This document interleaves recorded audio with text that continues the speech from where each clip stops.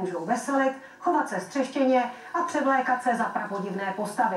Kořeny tohoto obyčeje jsou prastaré a vycházejí z víry, že právě tento rituál zabezpečí všem zúčastněným zdravé potomstvo a bohatou úrodu.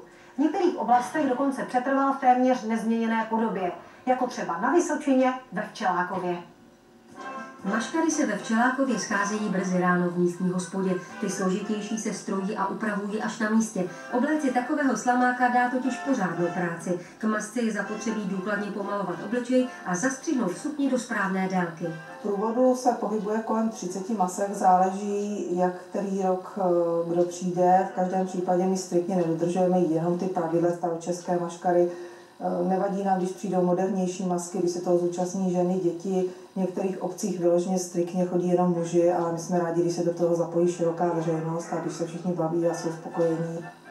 Když jsou všichni v plné parádě, laufer, tedy vedoucí průvodu, požádá starostku, která na sebe každý rok přebírá roli cikánky, o povolení zahájit obchůzku. Souhlas dostane, ale jen za určitých podmínek. Za prvé, maškaru povede alespoň prvních 10 stavení laufer. Slamáci se budou v průvodu držet v blízkosti velitele hasičů pro případ náhlého splanutí. Pro jistotu se budou celý den prolívat kapalinou. Hlavní postava laufer společně s cikánkou vede průvod. Včelákovští mají k obchůzce hned 3 obce. Včelákov, Babákov a Bystřici. U každého stavení musí nejprve požádat o povolení vstoupit na pozemek. Zase vás opět přišla navštívit staročeská včelákovská maškara. Popřát hodně zdraví do toho nového roku. Děkuju, to hlavně potřebuju. Muzika zahraje buď písničku na přání domácích nebo vlastní. Turci předvedou svůj obvyklý tanec s bílými šátky a ke skotačení se přidávají i další masky. Dokola vyzvou hospodyni a hospodáře. Na masopust se připravuje celá vesnice. V chalupě u Prokopů se smaží koblihy, které neodmyslitelně k maškaře patří. První zmínka o nich pochází dokonce ze 14. století. Koblihy se ve středověku plnily různými náplněmi. V podstatě jako dneska to byl marmeláda, povidla nebo mák. A některé kuchařky si přidávaly do těsta i koření, jako řeřichu nebo šalvěj nebo i kdoury. Každá postava v průvodu má svůj účel. Slamák, ten znamená hojnost úrody. Když přijde ten slamák, musí na každém dvoře nějaký to stýblo slámy zanechat, aby byla příští rok velká úroda. Turci, ty musí porupat krávu, aby na jaře vyrazila, jo? Pak se hlavně jedná o takový ty masky, které tady běhají.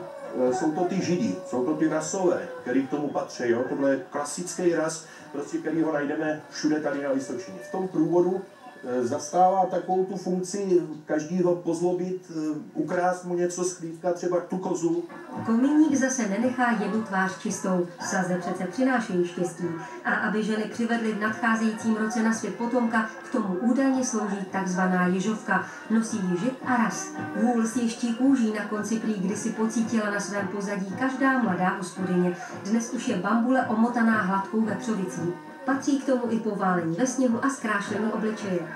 Kdyby se na to člověk netěšil a nedělal to s nějakou takovou, řekněme, láskou, no tak by to asi nemohlo být. Náš rod se tomu věnuje, řekněme, 100 let. Dodržuje spíš takovou jako lidovou zábavu, že masky bere kohokoliv, jak vidíte, novodobí, protože jsme rádi, že ty mladí se zapojejí a ta tradice bude žít dál.